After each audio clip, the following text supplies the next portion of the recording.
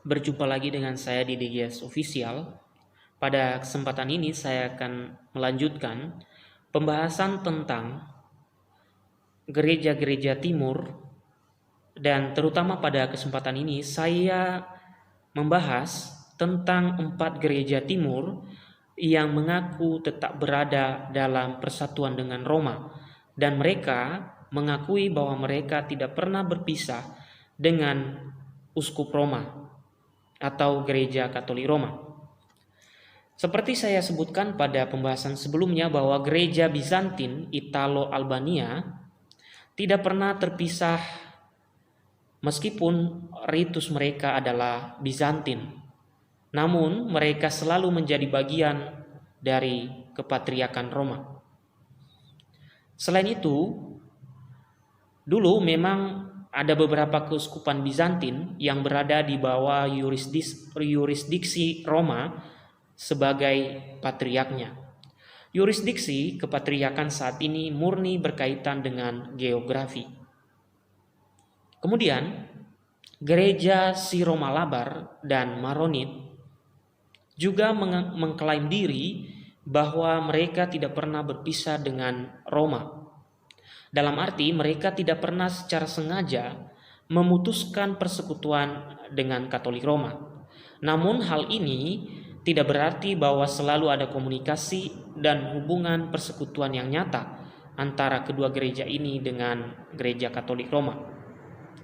Bagi gereja Maronit, komunikasi yang nyata antara pihak Maronit dan Roma baru dimulai sejak Perang Salib. Kecuali jika kita ingin menghitung surat menyurat antara para biarawan dari biara Santomaro dan Paus Hormisdas yang berlangsung jauh lebih awal. Tetapi pada masa itu kelompok Santomaron belum menjadi satu gereja yang otonom, dan kemudian secara jelas menjadi semakin erat. Kemudian dalam kasus gereja Siromalabar, mereka telah lama sekali menjalin hubungan erat dengan gereja Asiria Timur atau Nestorian. Namun mereka tidak pernah secara terbuka menyatakan putus hubungan persekutuan dengan Roma. Namun, kontak yang nyata dengan pihak Roma baru dimulai pada saat misionaris Portugis datang ke India.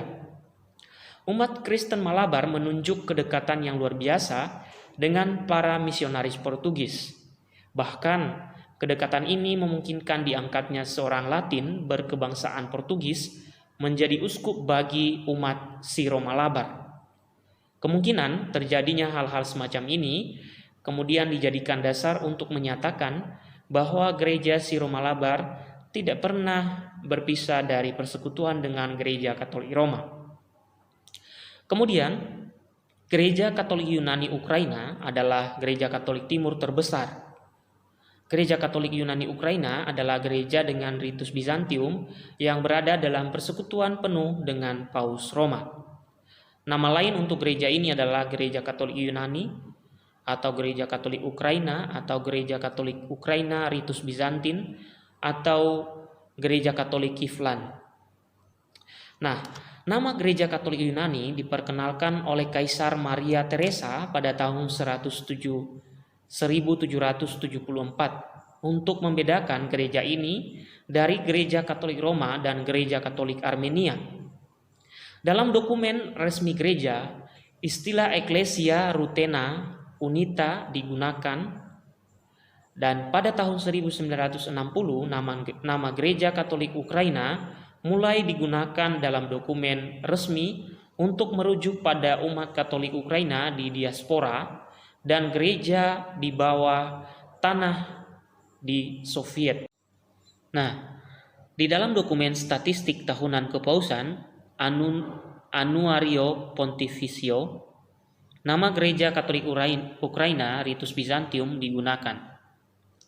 Pada Sinode Uskup-Uskup UGCC pada September 1999, nama Gereja Katolik Kiflan diajukan untuk menekankan identitas gereja ini. Pada tahun 988,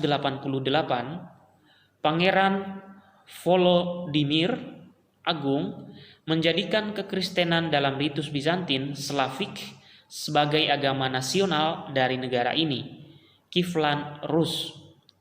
Hal ini terjadi sebelum skisma Timur pada tahun 1054 yang memisahkan Kristen Timur dari Barat. Gereja Kiflan menerima warisan tradisi Bizantium Timur dan merupakan bagian dari Kepatriarkan Konstantinopel. Sekalipun begitu, gereja ini juga tetap berada dalam persekutuan penuh dengan Katolik Latin dan patriarknya, yaitu Paus di Roma. Meskipun Konstantinopel dan Roma memiliki perselisihan, hierarki Kiflan mencoba menggunakan persatuan Kristen. Wakil dari Rus berpartisipasi dalam Konsili Lyon tahun 1245 dan juga mengusahakan persatuan dengan menghadiri Konsili Konstan tahun 1418 di Barat. Isidorus, uskup agung Kiev, sendiri adalah seorang dari para kreator persatuan Florence tahun 1439. Nah, tentang sakramen, Katolik Timur mengakui 7 sakramen yang sama dengan Katolik Roma. Lalu apakah boleh umat Katolik Roma menerima komuni di Gereja Katolik Timur? Ya, diperbolehkan. Tidak hanya umat Katolik Roma, umat Katolik Timur juga diperbolehkan menerima komuni di Gereja Katolik Roma.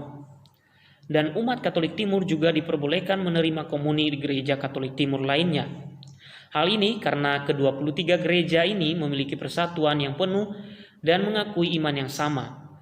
Meski berbeda dalam mengekspresikan iman yang sama itu sesuai dengan tradisi masing-masing. Kemudian, apakah Katolik Timur mengakui semua ajaran Katolik tentang Bunda Maria? Seperti pada pembahasan sebelumnya, Katolik Timur mengakui ajaran iman yang sama, termasuk ajaran-ajaran mengenai Bunda Maria. Lalu, apakah imam Katolik Timur ada yang tidak selibat? Benarkah demikian? Benar. Disiplin selibat sebenarnya hanya berlaku bagi para imam diosesan Latin, tidak secara universal. Selibat bagi imam diosesan Latin sendiri hanyalah janji, bukan kaul apalagi dogma. Nah, gereja-gereja Katolik Timur menahbiskan pria yang telah berkeluarga sebagai imam. Namun, seorang uskup Katolik Timur selalu dipilih dari kalangan imam selibat. Seorang laki-laki yang telah ditabiskan terlebih dahulu menjadi imam Katolik Timur sebelum sempat menikah, tidak dapat menikah setelah ditabiskan. Imam berkeluarga yang istrinya telah meninggal juga tidak diperkenankan menikah lagi. Imam biarawan Katolik Timur sendiri sama dengan imam biarawan Katolik Roma atau Latin, sama-sama memiliki kaul selibat. Jadi imam biarawan Katolik Timur juga ada yang tidak menikah. Kemudian tradisi menahbiskan pria berkeluarga pada dasarnya sama tuanya dengan tradisi selibat. Baik Latin maupun Timur saling menghormati dalam tradisi ini dan dalam disiplin gereja ini, sehingga tetap dalam satu persekutuan sampai Kristus datang. Begitu harapan kita. Demikianlah pembahasan kita pada kesempatan ini. Sampai jumpa pada pembahasan selanjutnya. Salam sejahtera untuk kita semua.